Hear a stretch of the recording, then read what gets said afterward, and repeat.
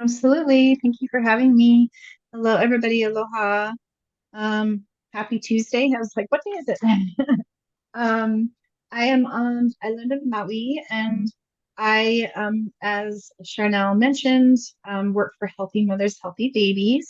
I am the mental health manager for Maui Island. Um, so what does that mean? I do mostly telehealth with a lot of mamas who either are pregnant, just had a baby, have had babies, or somewhere along in their journey. Now that's not to say I just only work with mamas. I really can work with anybody, but a large focus for Healthy Mothers, Healthy Babies, hence the name. We work with a lot of mamas and babies.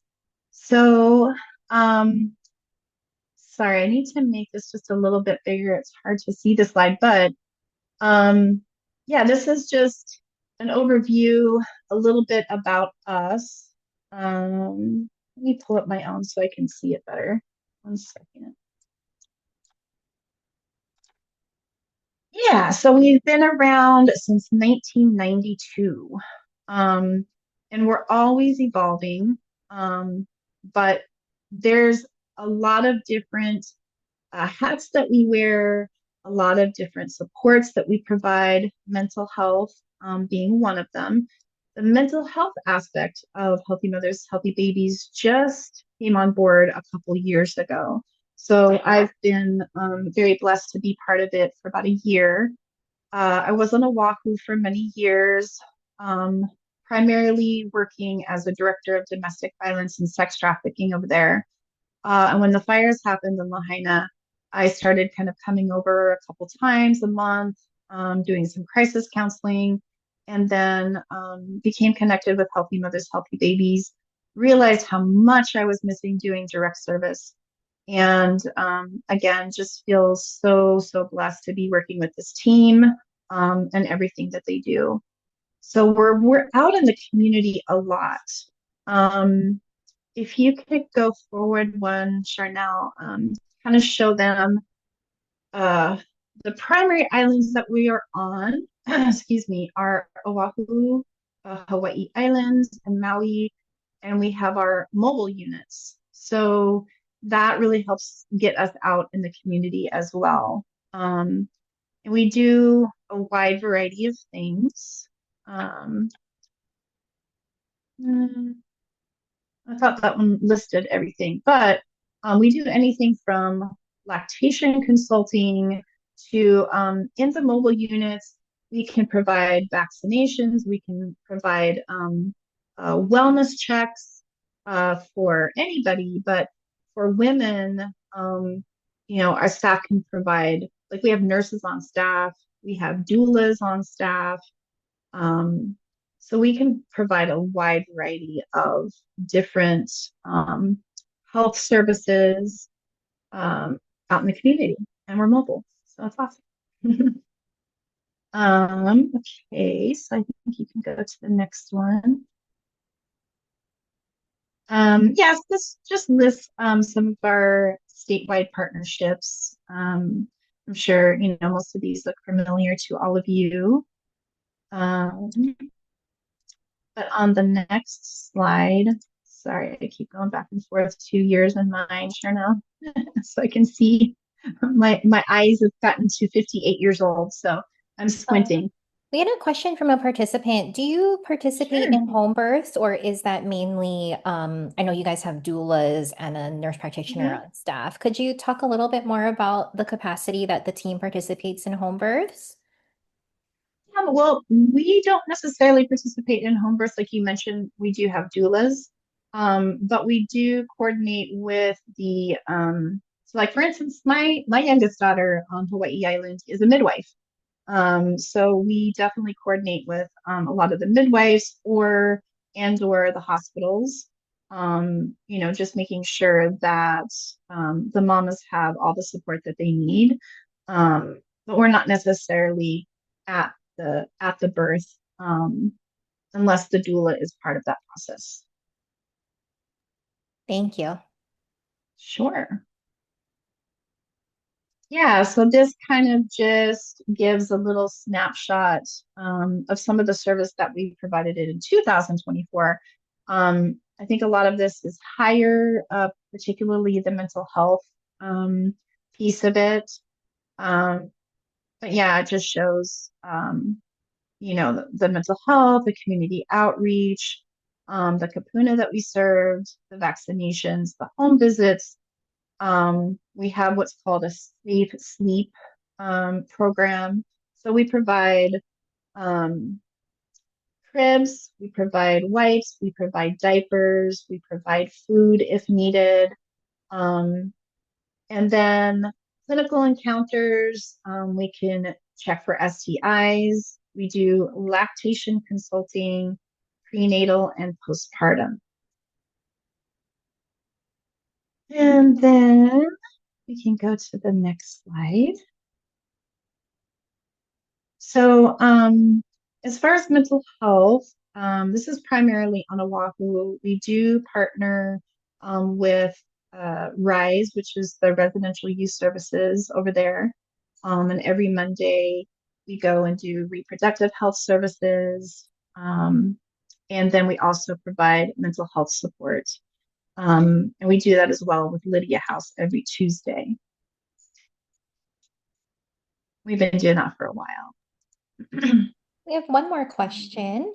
Do you Okay. have staff that lead new mom groups? That was a question from Carrie. It's a great question. New mom groups in regards to like, um, well, okay, so there's different aspects. We have something called Pico Pals, which is for new moms. And I'm going to talk a bit about this here in a minute. That after giving birth, oftentimes mamas can feel really isolated, and it can really impact and contribute to postpartum depression and anxiety and stuff like that. So the Pico Pals is really set up to bring those mamas together, so they can spend time together and they don't feel so isolated.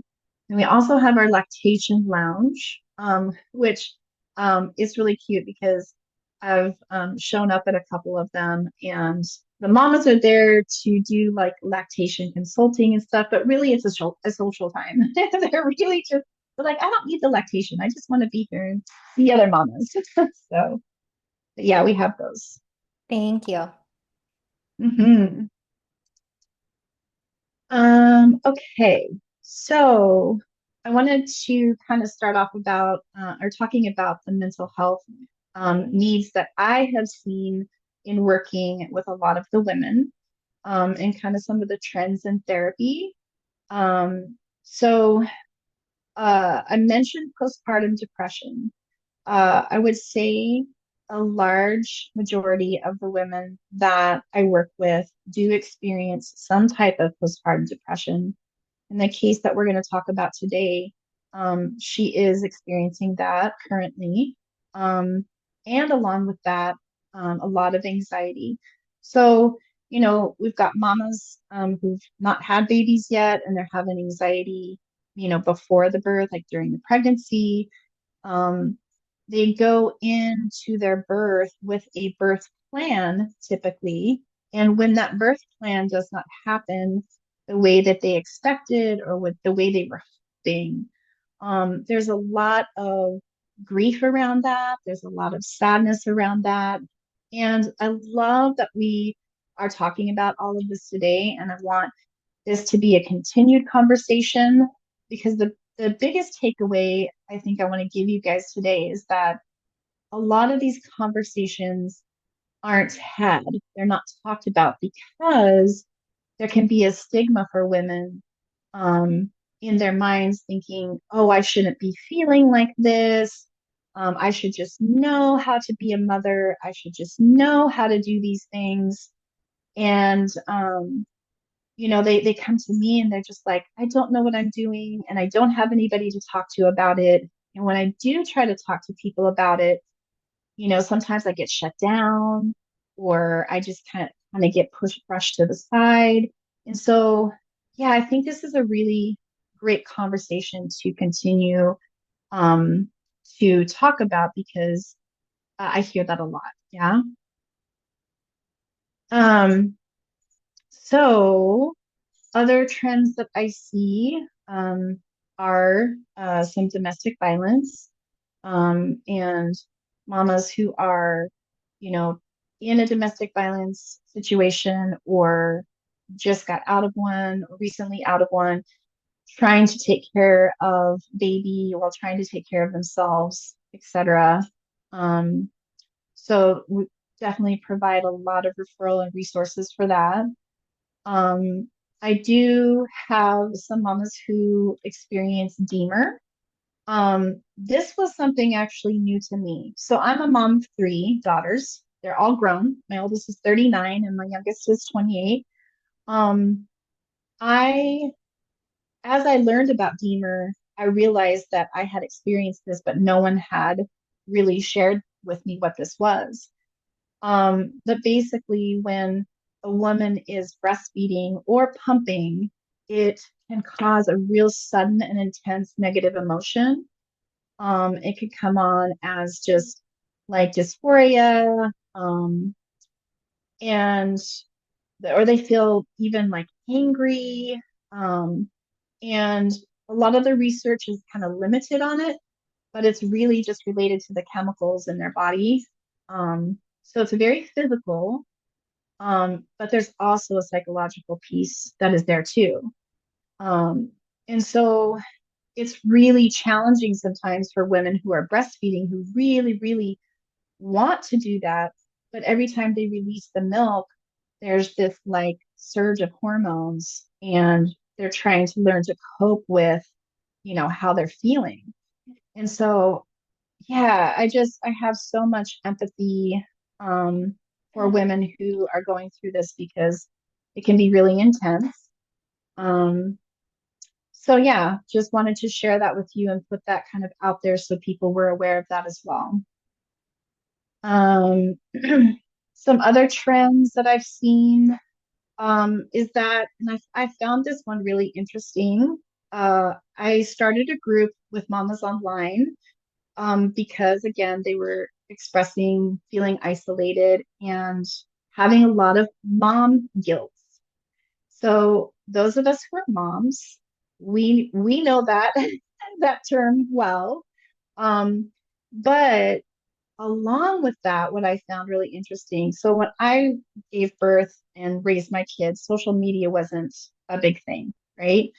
But because it is now, mamas are turning a lot to social media, to the internet for answers, right? And to look up things.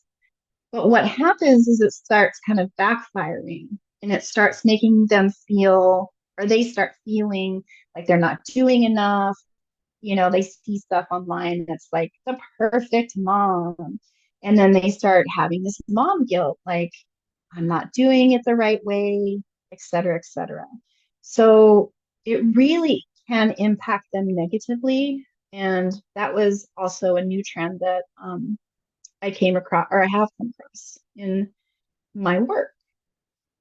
Um, and then lastly, I do quite a bit of couples counseling because, having a baby can change the dynamics in people's relationships. So, definitely have quite a few clients that are doing couples counseling. And then also with the change in hormones, there is a lot of anger and rage that can occur for women, and it really, really throws them off. In fact, the case that I'm going to present today, she has been really struggling with this. So just to kind of sum up this slide, um, you know, just working with women and the effects that they go through physically, hormonally, extreme fatigue, recovery from the birth, and then mentally, like I said, some of them kind of suffer in silence. Um, and we're so grateful that like when they reach out for support, so they can get that emotional support and the social support so they don't feel isolated. So the next slide, um, kind of just goes back over what I was just talking about. Like these are some of the group topics that were created by moms when I started doing group with them. I really, put it to them like, what do you guys want to focus on? And these were the primary ones that they came up with. Thank you. I have some great comments in the Hmm. chat. Carrie said, thank you. Yes, I haven't found and referrals for new mom groups and social isolation, PPD, postpartum depression, anxiety is real. Dr. Louise Iwaishi, she said, Pico Pals, my grandson, who's now 8 years old, has been with a cohort of mothers since 3 months old. That's so Like gave me awesome. goosebumps. I just got goosebumps. Yeah, that's so awesome, Dr. Yay. Iwaishi. Carrie said that's the only advice I give to new mom or give to moms and dads to be find a new mom slash dad group. That's awesome. Mhm. Natalia, we have a lot of testimonies in here. Natalia said, I joined Pico virtually in 2020. I am so appreciative for that group. It was led by Jacqueline, who is the one who told me Aw. about getting my PMH-C. And then Renata asks, what is the most common reason the birth plan cannot be followed that you personally Mm. see in your practice? Fantastic question. So I would like to give a little example of someone I'm working with right now. So her birth plan was to, have her baby natural. Um, and there was all sorts of things, within her birth plan. So just so people know, if they don't know what a birth plan is, a lot of women and their partners even will come up with kind of a plan before they give birth of, okay, so if this happens, this is how I want to do this, or if this happens, this is how I want things to go. Um, but that doesn't always happen. So with this particular mama, um, she she and the baby started having distress, right? So they had to do an emergency C, or they did do an emergency C-section. But what happened is that they gave her so much medication that she wasn't coherent when the baby came out, and she did not have the chance to hold that baby and have the skin to skin, which was part of her plan. Um, so now she's having afterwards so much anxiety about something happening to baby. Like her thoughts are just um, really highly focused on all of her anxieties. And she's really fearful of leaving the baby for even a couple minutes. So this has like really impacted her life. And she's had other kids before, and she did not have this experience. But after having this experience, she's supposed to return to work. She's having a hard time with that, etc. So I hope that answers your question, unless you have something like more specific about birth plans. Thank you. And then Diane Sure. Ashton asks, do you still have in the online group? Are there any online groups that clients can be referred to? So for mental health, not as of right now, but I would like to start another one for the new year. Hmm, So yeah, if anybody has any thoughts around that or referrals or anything like that, definitely please let me know and send them my way. perfect. And then Carrie said, I remember learning that week 8 postpartum is the quote, hate your partner, close quote, with a smiley face. Bridget asked, do you currently have a Pico Pals group specifically for the Micronesian moms with language and cultural barriers? It's a great question. Mm-hmm. That is a great question. Not that I know of, but I think that would be an amazing thing to start. Um, so I will definitely bring that up to Carrie, who you know, Charnel, and whoever put that in the comments. If you want to contact us directly, please do. Yeah, Perfect. Thank you. And I'm sure your contact information will be at the end, and then we it can is. share it as well. Yes. Um, so yeah, I think the next slide is kind of just an overflow of what I was already talking about is that, overall like a woman's health um and their mental health. I mean, it goes together, right? If we feel not so great physically, then, it all affects each other, right? So my goal, not only here, but um, I've already done one training with some of the nurses from UH. I really want to start getting the mental health aspect of labor and delivery and women's health out there. Um, because the stories that I'm hearing that occur for women when they are in delivery, and I can attest, um, when I had each of my girls, I was young, right? Um, with my first and second one, um, I wasn't quite where I had that strong voice and that connection to my body. By the time I had my third one, I had great connection to my body, a stronger voice, but still, when I was in the middle of delivering my third one, um, the nurse came in and she checked me and she said, "Okay, you've got a couple more hours until baby's going to be born." Okay, I feel baby drop and I feel baby ready to be born. And I say, "Hey, this is happening." And the response I got was, "No, it's not." And I said, "I'm pretty sure it is." And I had a debate with the staff while I'm in the middle of delivering my baby. Um, so went from there, doctor came in, said some expletives, ran out, came back, my daughter was out.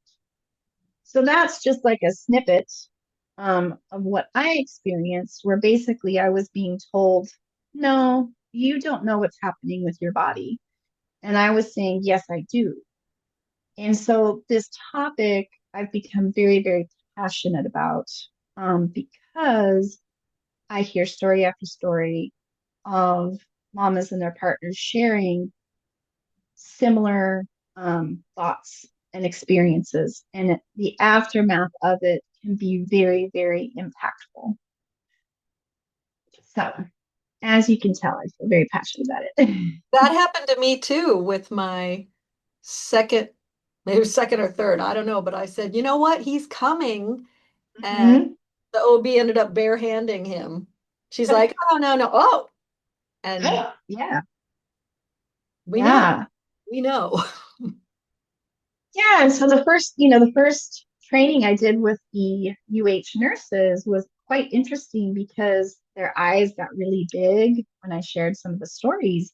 And they said, the way that we're being trained is to check boxes and to make sure that our tasks are done.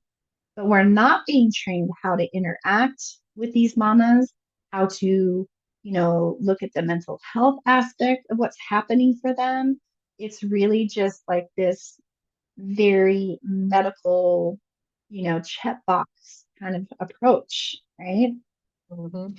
And there's a comment, how about those recent videos? And I'm glad I haven't seen these, but Oh, goodness. women in labor that went viral. The one woman was turned away, Mhm. and the other lady was screaming in pain while the nurse nonchalantly did her intake. Ooh. Yes, yes, those were horrible. It was really hard for me to watch. Yeah. And not that this is how, this kind of information should be brought to us, but I do think it brought a heightened sense of awareness that this is actually happening.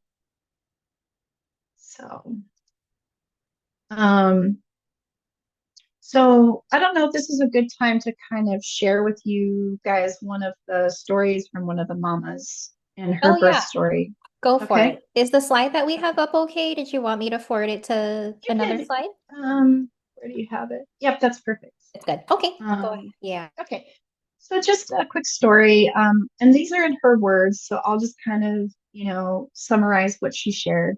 But I'm a 25-year-old first-time mom who gave birth on the island of Hawaii to a beautiful, healthy baby girl in 2025. She said, historically, I have a lot of anxiety around hospitals, doctors. Um, and so she's already kind of anxious giving birth, but her labor went relatively okay with a few minor complications, but nothing too serious or life-threatening. Her birth plan was to have like a golden hour with her baby, while her other half and the staff were there to kind of go over the plan with her prior to giving birth. But after that, it was never acknowledged or fulfilled shortly after giving birth. So she was trying to make the baby latch while nursing. She wasn't too motivated and felt like she just needed somebody to give her some time. But the staff insisted that she keep trying, doing the skin to skin. Um, and the staff actually started making comments to her that she wasn't motivated enough, that didn't want it, and that they'd never seen this happen before, that it just happened for other women naturally, and they weren't sure why it was so hard. She literally tried for a couple hours, and after numerous attempts, she felt very overwhelmed and very stressed. She was sweating, just having a lot of physical responses. And again, the staff were saying they weren't used to seeing a baby not want to latch. So this made her feel like she was doing something wrong, that something was wrong with her, that her baby was rejecting her. Um, and so, so many emotions as you can imagine. Um, and so just to kind of sum this up, this really stayed with her after. She had really pretty severe postpartum depression. And I worked with her for quite a few weeks afterwards, just to get her almost kind of just back to an equilibrium. So I just want to pause there just to kind of see if there's any responses to that or any questions. Diane put in some emojis of just the Mm, can't believe that what you're sharing emojis. yeah. Did we say, please do start the group again? The woman who is currently doing PPD support Hawaii's group is moving off island. Oh no, we didn't go over that one. Yeah. So basically, Chris, we want you to do one more thing and do that PPD group. And then Yes. what modalities do you use to support that type of situation? Ooh. So is the question what I would use in therapy or what the nurses would use? Oh, I don't know. Dr. Cohn. I mean, probably both. Okay. Yeah, whoever is Well, actually seeing her. oh, okay. So trying to think back, you know, because for her it was trauma, we did some brain spotting with her, to help her be able to kind of process that. Um, and then also just, to help her be more present, with baby. So like current time, okay, looking at baby, really being present with baby here and now. Um, and then, of course, CBT, working with like her thoughts being a lot of negative thinking. And so changing those to positive self-talk. But my background is in body-centered therapy. So that's my go-to. I really allowed her to, feel in her body the sensation she was feeling. And we just really worked with those, just allowing her to, um, not push them away, not push them down, but really allowing her to feel them and then kind of get on the other side of it and and then some empowerment work. Like, okay, now we're kind of a little bit on the other side of this. Now, how can we kind of step into, um, what you would like now for yourself? Renata asked what the cause of the sweating was. Was it the birthing, Mm. distress, pain? It was distress. Yeah, because I don't know, those of us who've nursed, and especially like I remember the first time I nursed I was sweating. It's a physical thing, And so I think for her, it was just so stressful that her body was just like responding, right?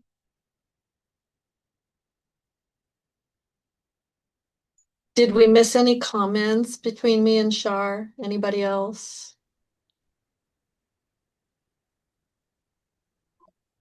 Thanks for saving me there, Shar. No problem. I know you're I really was good. transitioning Yeah. from one teaching to another. You're doing good, Kelly. Don't worry. Okay. So Shar, I think you can go to the next one. And then, yeah. So this is just a little, I kind of already just mentioned all these modalities, but I'm trained in brain spotting. We're all familiar with CBT, DBT. The somatic piece is, like I mentioned, kind of my jam, body center stuff. And then I threw in creative modalities too, like art therapy, music therapy, journaling, um, whatever the client is really wanting or needing. And then, of course, any cultural awareness practices, just meeting each person where they at, who they are, um, and what is important to them. Oh, what is brain spotting? Good question. Um, okay, let me try to summarize this succinctly. So, brain spotting was kind of birthed out of EMDR. The gentleman who created or developed brain spotting, and if I say any of this incorrectly, Kelly or Dr. Yeah, just chime in. Um, but basically, when somebody's processing something really intensely, the limbic system part of our brain is what processes that information. So it's really interesting as you're working with someone, you or they notice when they're talking about something kind of triggering or something that they want to focus on. Our eyes tend to go to a certain spot. And so when we discover what that spot is, we have them hold that spot, hence the name brain spotting. They hold that spot and they see kind of on a scale of 0 to 10 how activated they feel. Um, the kind of goal is if they start at a 3, but then we get them to a certain spot and they're feeling it in their body at more like a 7 or 8, like, okay, let's hold that spot. And then we just support them in processing whatever's coming up. We encourage them to notice the sensations that are happening in their body. And basically, it allows that person to not re traumatize, but to process whatever it is that they are ready to move through. Hopefully, I got that succinctly. I didn't even know that, so I would be depending on Dr. Google. Dr. Google is good too. Okay. I've been trained in brain spotting as well, and that was very accurate as a Oh, summary. Thank you. awesome. Thank you. Yeah.